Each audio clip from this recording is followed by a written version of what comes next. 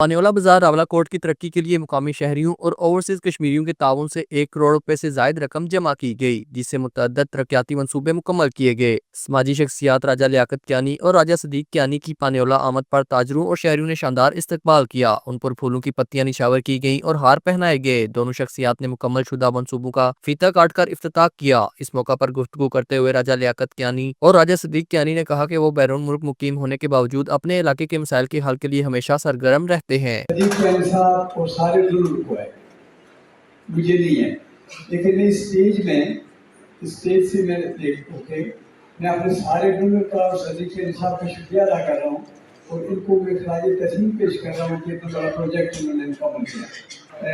اس پانیولہ کے حوالے سے جو ہماری فنڈنگ ہوئی، ماشاءاللہ جو ہمارا ٹارگٹ تھا وہ ٹارگٹ اچیو کیا۔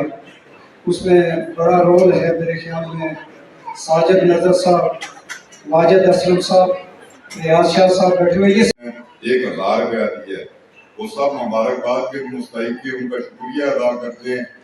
اصل میں یہ جو ترتیب ہے یہ آپس میں ہماری جڑت والی وہ ہے، کام بھی ہوتے رہتے ہیں، لوگوں کا ایک دوسرے کے ساتھ میل جول رابطہ اور فی سبیل اللہ کام اللہ کی رضا کے لیے کوشش کیا کریں کہ میں اکثر اپنے دوستوں سے انہوں نے کہا کہ آئندہ بھی عوامی فلاح و بہبود کے لیے اپنا کردار جاری رکھیں گے۔ Muhammad Khurshid Baig, JK news, Rawalakot.